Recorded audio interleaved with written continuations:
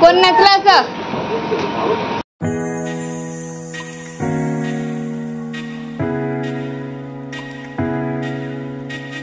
राम बोला जय हनुमान, बोला जय हनुमान।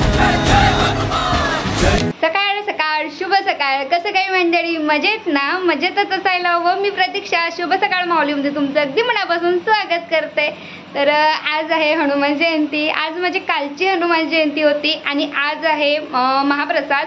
तर कालच्या मंदिरामधून पालखी निघाली होती। आपला मोठा मारुती देवस्थान आहे आमच्या हिंगण्यामध्ये, तर तिथून काल पालखी निघाली होती। ते पालखी काल मी शूट केली, पण कालचा ब्लॉग आपला चालू नव्हता, तर त्यामुळे मी स्पेशल ब्लॉग टाकू शकत नाही। तर काल पालखीचा ब्लॉग आणि आज महाप्रसादाचा ब्लॉग आपला 2 मिळून ब्लॉग राहणार आहे। आय होप तुम्हाला आजचा ब्लॉग नक्की आवडतील। तर चला आजच्या ब्लॉगची सुरुवात करत आहे मी आपल्या कालच्या पालखीपासून। आणि आमच्या या मोठ्या मारुती देवस्थानामधील हनुमंताची पालखी तुम्हाला आवडली असेल तर व्हिडिओला लाईक शेअर कमेंट केल्याशिवाय जाऊ नका।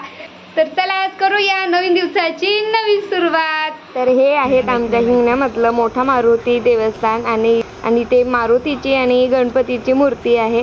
तर हे बघा मुलींनी खूप छान असं सजवलेलं आहे। आता पालखी फिरायला निघालेली आहे आणि इथे हे जे आहे ते पालखी येण्याच्या स्वागताकरिता खूप छान असं गुलाबाच्या पाकळ्यांनी सजवलेलं आहे। हे आहे आपलं गणपतीचं मंदिर आणि इकडे येणार आहे, इथे पालखी आणल्यानंतर इथे पालखी ठेवणार। आणि हे आहेत आपलं हनुमंताचं मंदिर आणि इकडे बघा खूप छान असं लिहिलेलं आहे जय श्री राम। तुम्ही जर अगदी पाहाल तर नक्की दिसेलच तुम्हाला। आणि इकडे आपली पालखी निघालेली आहे आणि या पालखीतली ही सर्व मंडळी आणि पुरुष मंडळी पण भजन मंडळ आहे आणि महिलांचं सुद्धा भजन मंडळ आहे। हनुमान जयंतीला हनुमानाची पालखी असो किंवा चतुर्थीला गणपतीची पालखी असो, पालखी निघाली ना तर आनंद वेगळाच असते। रामाचा भक्त ऐसा, वाऱ्याचा पुत्र ऐसा, उडवी दाणा दाण शत्रूची उडवी दाणा दाण, त्याच्या हृदयी सीताराम बोला जय हनुमान, त्याच्या हृदयी सीताराम बोला जय हनुमान। जय बजरंग जय हनुमान, जय बल भीम जय जय श्रीराम, जय बजरंग जय हनुमान, जय बल भीम जय जय श्रीराम, जय बजरंग जय हनुमान, जय बल भीम जय जय श्रीराम।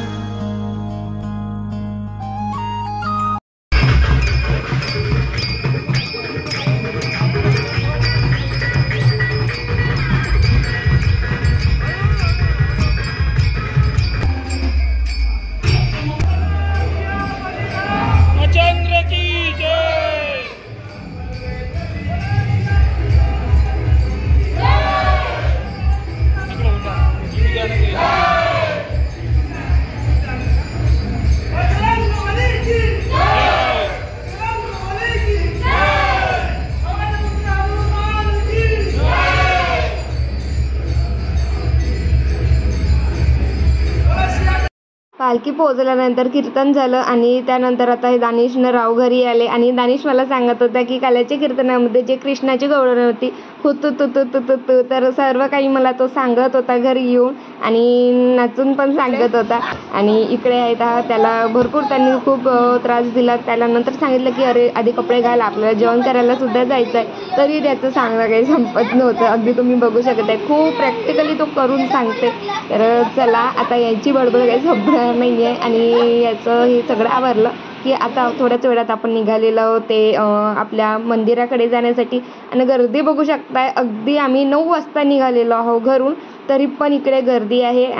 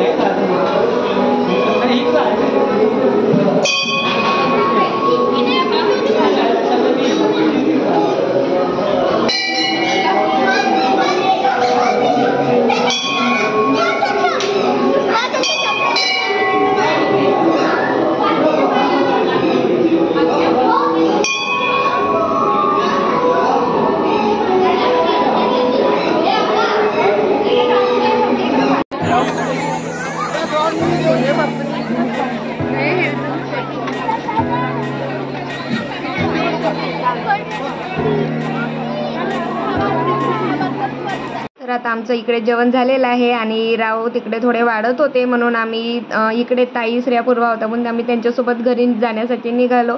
आणि निघाल्यानंतर इकडे घराकडे आल्याजवळ आम्हाला इथे दिसले ते झुले. सर्वांचंच मन झालं की इकडे आपला या झुल्यावर एक्सरसाइज करावी किंवा व्यायाम करावा.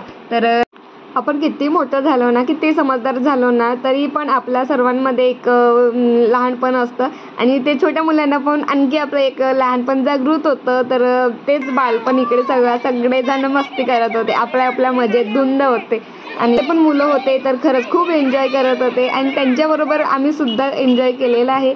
तर जाता येता हे असे एक्सरसाइज करायचे ते झुले दिसत होते, पण कधी असं मन झालं नाही आणि आज प्रॅक्टिकली करून बघितलं ना तर खरंच खूप छान वाटत होतं. आता आम्ही घरी आलो आणि तिथे जे झुले होते आपले एक्सरसाइज करायचे झुले, तर त्यावरून ओवीचा पाय घसरला आणि ओवीला थोडीशी किरकोळ जखम आलेली आहे. तर तिने पावडर लावला आता आणि शांत बसली आहे. तर आजचा छोटासा ब्लॉग तुम्हाला आवडला का मला नक्की कमेंट बॉक्समध्ये कळवा. आणि आपला दानिश कसा दिसत होता हे नक्की मला सांगा. दानिश खरंच खूप छान दिसत होता बंगालीमध्ये, म्हणजे त्याला आधी पण बंगालीमध्ये बघितलं धोतर बंगालीमध्ये, पण म्हणजे व्हाईट बंगालीमध्ये त्याला नव्हतं बघितलं. आणि आता कीर्तनाच्या वेळेस कसं म्हणजे एकदम परफेक्ट म्हणजे असा टाळकळी म्हणून दिसत होता दानिश. तर चला आजचा ब्लॉग तुम्हाला आवडला असेल तर याच नोटवर आजचा ब्लॉग थांबविते. व्हिडिओ आवडला तर लाईक कमेंट सबस्क्राईब केल्याशिवाय जायचं नाही. Thanks to for watching my video. Bye.